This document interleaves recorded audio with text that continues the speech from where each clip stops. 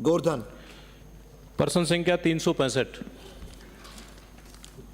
माननीय अध्यक्ष महोदय, प्रश्न का खंड 1 सामाजिक न्याय एवं अधिकारिता विभाग द्वारा अनुसूचित जाति अनुसूचित जनजाति के विद्यार्थियों को देय उत्तर मैट्रिक छात्रवृत्ति योजनाओं की योग्यता, पात्रता एवं वार्षिक आय सीमा का योजनावार विवरण परिशिष्ट अ पर संलग्न है एवं योजनावार देय राशि का विवरण परिशिष्ट ब पर संलग्न है।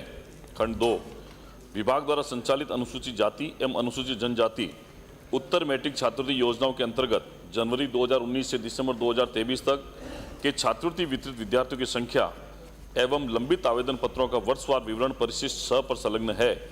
लंबित छात्रवृत्ति आवेदनों को भुगतान पात्रता एवं बजट उपलब्धता के आधार पर किया जाता है। तद अनुसार सभी लंबित आवेदनों का निस्तारण किया जाएगा। माननीय सदस्य।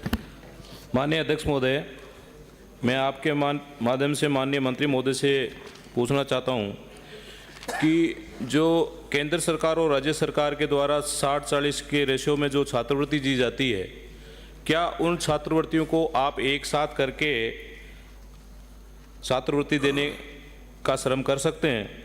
दूसरा मेरा इसी में एक क्वेश्चन और है कि हमारे जो सीकर जिले में ओबीसी का एक छात्रावास बना हुआ है अन्य पिछड़ा वर्ग का, जिसमें संभागीय आयुक्त का कार्यालय चल रहा है, तो मेरा निवेदन है ये है कि उस छात्रावास को कब तक चालू करेंगे?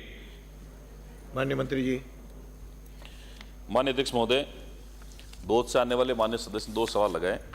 पहला जो रेशियो है केंद्र का राज्य सरकार का, ये पहले से तय आ रहा है, उसमें आप कहें तो मैं उसकी डिटेल जानकारी दे दूं। और उसके अलावा दूसरा जो आपने पूछा सीकर मुख्यालय पर, माननीय अध्यक्ष महोदय, अक्सर ऐसा होता है पिछली गवर्नमेंट के समय कि जब सरकारें चलती है सचिवालय से और मुख्यमंत्री कार्यालय से, लेकिन जो जिसका उद्देश्य होता है उस उद्देश्य के विपरीत आपने पिछले बजट में घोषणा करी थी सीकर संभाग की, तो हमारे छात्रों के लिए जो ओबीसी का एक हॉस्टल बना हुआ है उसमें छात्र नहीं रह रहे हैं, लेकिन वहाँ सीकर संभाग मुख्यालय आपने खोल दिया है।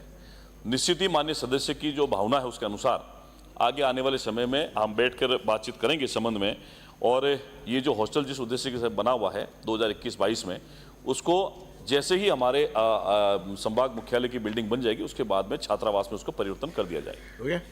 माननीय अध्यक्ष महोदय, एक जो सीएम उच्च शिक्षा छात्रवृत्ति योजना में जो स्वीकृत जो बजट है उसमें 2020-21 से लेकर और 2021-2024 तक इसमें जो राशि का आवंटन तो ज़्यादा है, लेकिन खर्च क्यों नहीं हुआ, इसका भी एक बार माननीय मंत्री महोदय बताएं। मैं माननीय सदस्य को आश्वस्त करना चाहता हूं कि ये चूंकि उच्च शिक्षा विभाग से जुड़ा हुआ प्रश्न है, मैं हमारे डिप्टी सीएम साहब और आपके बीच में मध्यस्थता कराकर जो भी उचित फैसला होगा वो करवा देंगे। और पिछली सरकार ने ये सही है कि उच्च शिक्षा विभाग के अंदर जितना मूल बजट था उसका पूरा खर्च नहीं हो पाया। हम चाहते हैं कि सरकार जितना बजट आवंटन करे उसका पूरा पैसा है लाभार्थियों के खाते में जाए और हमारे जो छात्रवृत्ति वाले जो बच्चे हैं उनको उसका लाभ मिले। अगला प्रश्न है श्री